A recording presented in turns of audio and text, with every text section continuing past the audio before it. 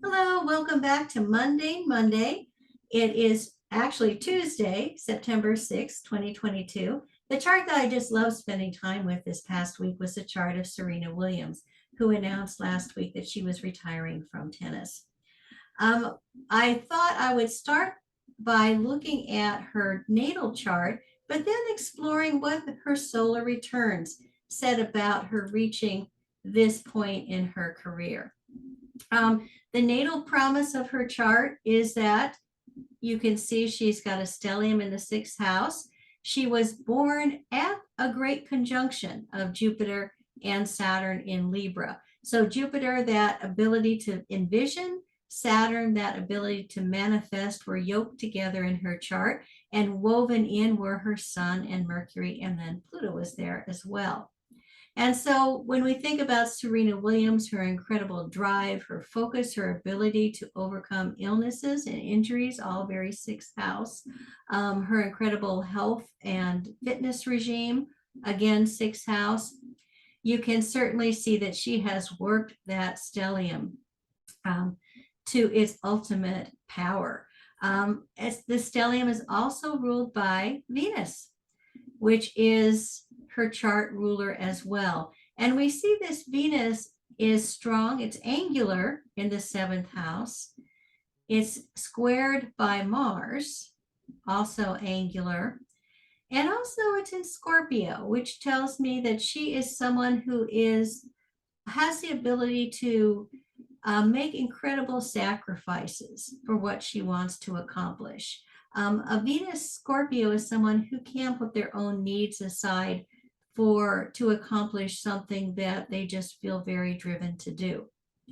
And so when we think about Serena Williams, what her past year has been, she had her solar return last September 26th in 2021. And so this was her solar return chart at that time. And so, of course, this is the year that she's just finishing. She'll have her new year beginning in a couple of weeks. And so you can see throughout this year, one thing that stands out, we always look at the ascendant of the solar return chart, and that ascendant is conjunct exactly the south node. So I was kind of wondering, looking at that, if she felt maybe her powers were waning.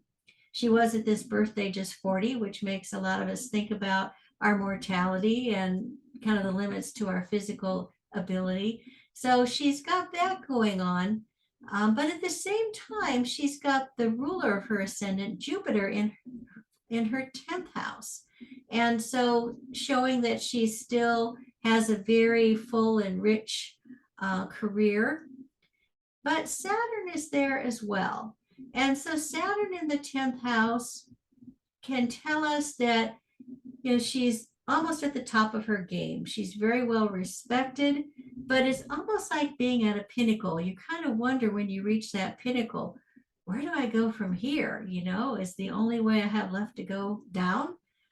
And you can see that the respect that she has in the tennis community, and that she is still able to go out to a major tournament like the US Open and perform fantastically, is that Saturn is part of a grand trine in the solar return chart. Saturn is in trine to the moon in Gemini and to the sun in Libra. So while she's thinking, oh, I feel like my power is waning, I might be at a pinnacle, yet she is functioning very well. So I can see, especially for a Libra who sees all sides of the question, it was probably a difficult year of thinking, this is so great. Can I really walk away from this? And Mars, notice at her solar return last year, Mars was conjoined with the sun. In fact, the sun was approaching an exact conjunction with Mars. So this Mars, think about it being a knife. It separates, it severs. And so that she's kind of thinking of moving forward. When do I make the break? When do I finally cut off my tennis career? So Mars is going to be a very important planet in her chart this year too. And also she's got something else going on in the year that she turned 40. It's a fifth house perfection year, which means that she would be very focused not just on her game but also her child. She has a 5-year-old daughter. And the midheaven, the solar return midheaven, was conjoined that moon. We think of the midheaven as being kind of our divine mission. So she was very tuned into the fact that her daughter said her one ambition in life is to be a big sister. And so she's been wondering, do I want to grow my family? Am I capable of doing it? How much longer would I have to put it off if I continue to play tennis? So you can see all those things are evident in her solar return chart. So she ended up then making the announcement around the full moon. I think it was August 9th or 10th that she would retire from tennis. So interestingly, that full moon was shining at 19 degrees of Aquarius, right between her Saturn and her Jupiter in her 10th house, with Mars, of course, being opposite, conjoined with the sun. So that is almost beautifully demonstrates that she was, of course, garnishing worldwide attention through that announcement, but there was kind of a culmination of her career. She had finally made the decision and is ready to take the next step. So then let's see what's 2022 has in store for Serena as she moves forward into her new life. One thing that tells me that this is a year of new beginnings is the fact that at her solar return in a couple of weeks, she's going to be in the new moon phase. The moon would have been exact with the sun about a day before. And so a new moon, we know, is new activities, new energies, trying a lot of different things. And of course, it's in that 6th house of work and service. And that moon is almost exactly conjunct Jupiter. So I think she's going to be trying lots of different activities, trying different things. I imagine her fitness regime will change a bit as she goes into this year. And so that new moon is very exciting for her. But there are a couple of things that show that this might not be just smooth sailing all year. For example, she's got the south node, transiting south node of her solar return chart, crossing her Venus. And so Venus, remember, that rules all of her Libra planets. It's her chart ruler. And so her whole identity, that chart ruler, has been tied up in this tennis world, being able to walk onto a court and command attention and have all eyes on her. And so she's losing that. And so what she's used to shape her identity is fading away. That's where the tide is going out. And if we look over here, the challenge is always to go towards our north node in Taurus. She's got to build a new identity, and the north node is here with Uranus. So she's in new territory. Who am I when I'm not playing tennis? Am I a businesswoman? Am I a mother? Am I a philanthropist? How am I shaping my identity away from the tennis court? And this theme of losing an identity, that sense of maybe power shifting, is emphasized by the fact that Pluto is solar return Pluto is conjunct her natal south node too, where the power that she's always had is now fading, and she's going to have to build up a new identity and find different ways to make an impact on the world.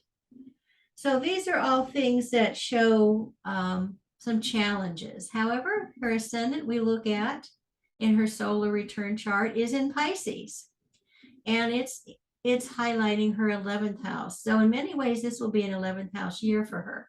So she'll be looking at groups, networks, like-minded people who share her ideals. I know she mentioned in an article she wrote recently for Vogue that she's very interested in investing in businesses, especially for women. So it could be that she'll be getting involved in activities with people who are also interested in helping raise people into economic security. The ruler of her ascendant this year is Jupiter, and notice Jupiter is transiting her 12th house in the solar return chart. So that makes me wonder if she is going to be very involved with philanthropy, finding ways to use her wealth and her influence to help those who you think about in the 12th house and kind of the shadows of life. And that she's struggling to find a way to do this is evident by the Sun and Jupiter being in almost exact opposition at her solar return. So you see this Sun here, she's been used to kind of calling her own shots and dominating, is going to be challenged by her efforts to work with groups, to work with people who might not share her same ideas on the way things need to be done, that sort of Jupiterian cooperation and shared ideals. So I think this will be a year when she's kind of pulled back and forth between, this is the way I say it should be, and it should be this way. And the group saying, no, we need to go through a process. We need to form a committee that we will be able to help people in the way we've hoped, but it's just going to take more time. So I see that being a challenge this year. But what I love best about her solar return chart is that she's got Venus, her wonderful planet Venus, and Mercury, which is very strong in Mercury. It's in its own sign and its exaltation in her 5th house with her moon. And so I think that her dream of growing her family could very well come to fruition this year. So I expect great things from Serena Williams this year. And I thank you all for listening, and I'll see you next time. Bye.